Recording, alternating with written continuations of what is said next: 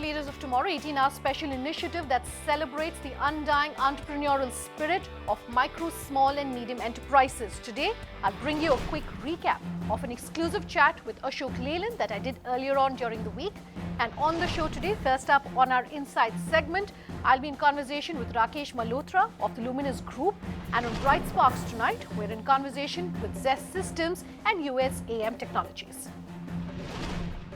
So that's what we have in store for you tonight. Let's get started. Tonight, on our recap of the big interview that we've done this week, we're bringing you snippets of an exclusive conversation with Vinod Dasari, the Managing Director of Ashok Leyland, talking about protecting IP for the auto industry and also how companies can participate more as far as the auto space is concerned, whether it's Digital India or Manufacturing India. Take a listen. Well, the next 5 years, I believe, will be some of the most challenging, yet possibly the most exciting period for the auto industry in India. On one hand, you've got BS4 coming for the commercial vehicle trucks and others from for the rest of the country in April 2017. Then you've got BS6 suddenly coming in 2020. So roads are getting better. Lot more electronics in the car. Well, first of all, the fundamental assumption that innovation and capital investment are directly proportional is wrong. Completely wrong. I mean, engineering is not about just finding a solution. Engineering is finding a solution at the right cost. Given unlimited resources, anybody can find a solution. Businesses are built not just with money and hard work, but with passion as well, something most experts who come on our show repeatedly drive home.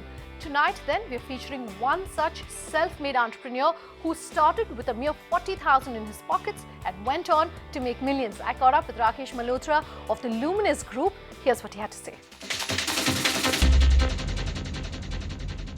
Rakesh, thank you very much for speaking with us here in the Leaders of Tomorrow. Let's maybe start this conversation off by asking you to tell our viewers what your journey has been so far. You started your company, you started your group in 1988. What's that entrepreneurial journey been like?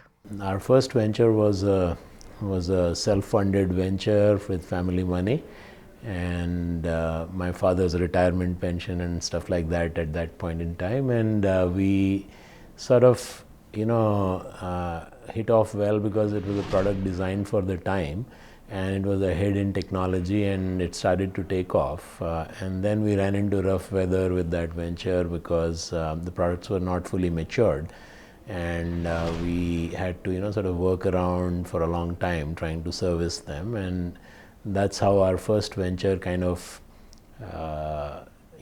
bombed after it started off well.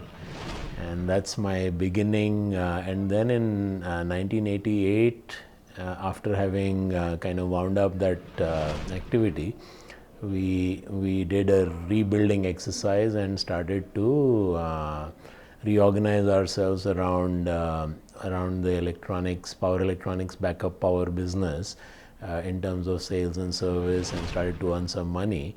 And in 1991, that company again got into the design and manufacturing of power backups, but this time for homes. So that is how Luminous was born, and from there it was a long journey from 91 till 2006, where because of our early failures, we were so conservative that we took a long time to build one brick at a time.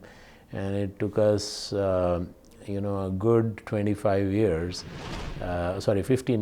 to get to a point where we were close to about a 100 crore revenue business and a well-known brand by that time in at least parts of India for power backup systems. So that's how Luminous began. Rakesh, what could have been the role of a mentor possibly in helping you formalize your plans? And what advice would you have for our viewers, especially the ones starting out, in terms of how crucial it is to go about finding a mentor? So today, the good thing about the entrepreneurial ecosystem in India is that because of the last 20-25 years of entrepreneurial explosion that happened, starting with the Infosys phenomena and then thereafter many others who followed, is that there are a lot of successful and sometimes not so successful but learned entrepreneurs out there who are ready and eager to provide support of mentoring to new entrepreneurs today, because they feel that connection and they feel kind of obliged to provide that input to the entrepreneurial ecosystem.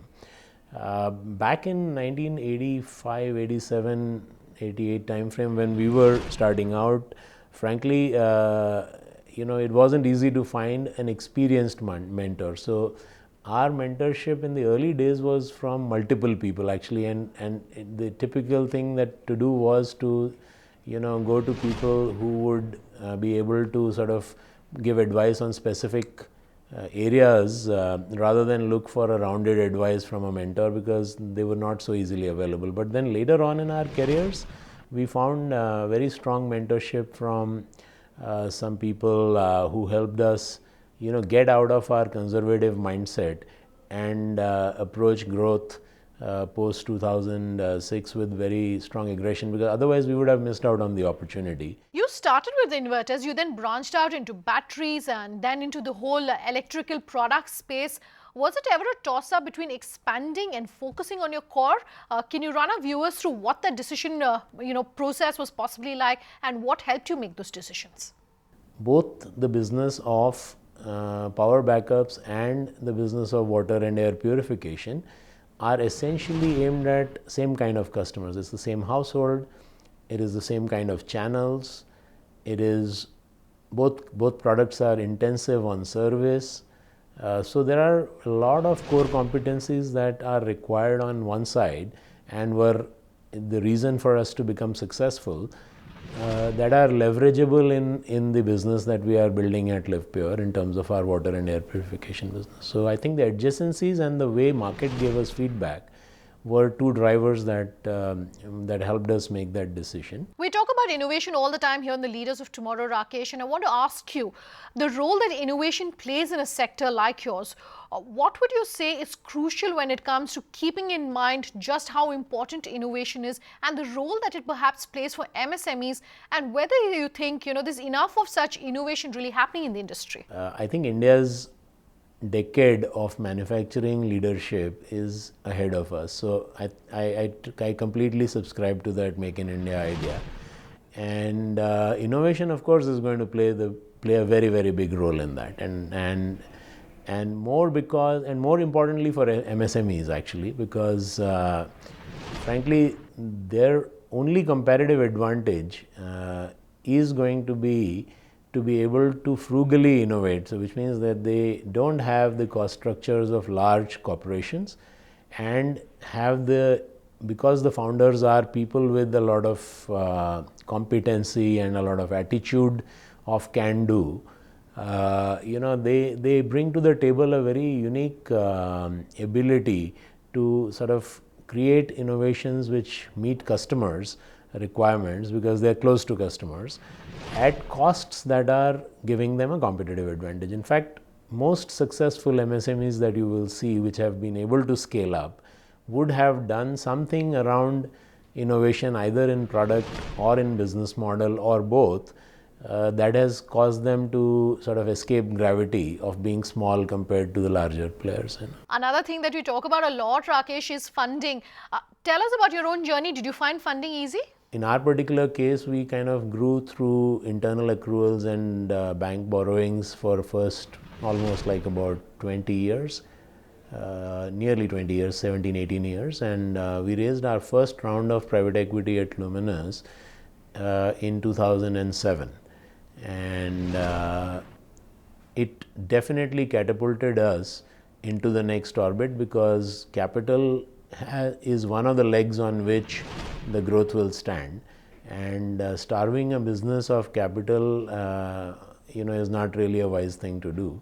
So my take on this is that you should get yourself reasonably well funded to be able to execute your idea the way you conceive the idea to be, rather than come under cash flow pressures because of undercapitalization and therefore have to make compromises that might lead to the idea being aborted in the first place. You're a self-made entrepreneur and a self-made success. What advice would you have if there was one piece of advice that I asked you to give for our viewers? If there was any time that you should start a business in this country, it is today, because you have structural environment which is good for a long period of time.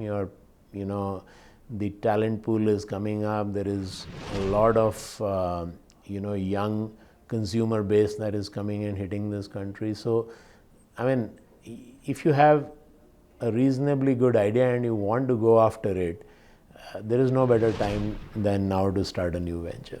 This is really the best time. Take a break. When we come back, we'll put the spotlight on Zest Systems and USM Technologies.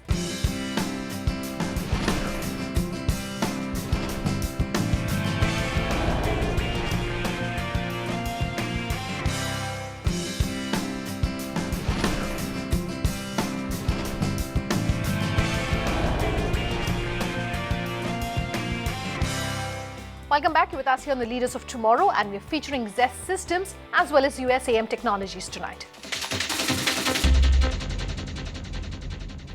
Delhi-based MSME Zest Systems is a one-stop shop for something which is needed to create the backbone of organizations, and we're talking about IT infrastructure. Now, the brand provides various IT services to clients across industries like hotels, hospitals and other sectors. Libza Manan has a story for us. From hospitals to hotels to toll plazas and call centers, one MSME that's been equipping these sectors with efficient IT solutions and helping them in their growth story is Zest Systems. First-generation entrepreneur Rajiv Mehta launched Zest Systems more than 2.5 decades ago, at a time when IT was still a nascent sector, and today has expanded the brand's presence across India. You are a first-generation entrepreneur who stepped into the IT market more than 2.5 decades ago. Back then, instead of choosing a traditional business sector, what made you opt for the IT sector? I and some other colleagues of mine, we were working together in a big IT giant at that time. It was not an IT giant at that time. It was more of a box sort of a builder at that time. They were box builders in those days. There was no solution around the box at that time. So we were working with them for a couple of months, to be precise. I passed out my engineering in 89, and 9th of September, exactly 1989, we thought we got our salaries for this month. Let's look forward, let's move forward, and that's how we started this organization. We started as a professionals in 1989. That's how the journey began. When you started out, the IT space was highly unorganized. So what were some of the challenges that you had to overcome in those initial days of business? So way back in 1989 when we started, IT was not IT. It was more of a box which somebody had to buy for a particular solution which he was looking for, which was not very complex at that time. And then in those days, buying that size of a box was more than the size of this room probably. And the computing was very slow. Challenges were there. Moving such big, the infrastructure was not available in the country. Moving such big boxes across the country was a huge challenge, and delivering them on time. And in those days when there was no infrastructure, availability of transportation, when India is a big terrain, a big country. Offering a gamut of IT services, how would you rate your relationship with clients, and what efforts are you taking to delight them? Precisely, that's our task. That's our job. We need to ensure the customer delight. To do that, we need to ensure he gets the best pricing for the product, best deliverables at the time which are required, within the time frame which is required, and over and above, the solution which he wants has to be efficient and worthy to the cost which he is doing. So we try to ensure, first of all, on the cost basis, the time deliverables, and then the services. Services is a very important aspect which comes into the picture. We ensure the best possible services are delivered to the customer so that his uptime is maximum and so the output is maximized. With a strong focus on pre-sales and post-sales support, the brand has won several awards for its quality services. With a portfolio of over 1,000 clients, the brand has today emerged as one of the most sought-after IT solutions provider among leading businesses across various sectors. With consistent change in the IT space from time to time, how does the brand stay at par with the latest technology and provide updated solutions to the clients? It's a challenge for us actually.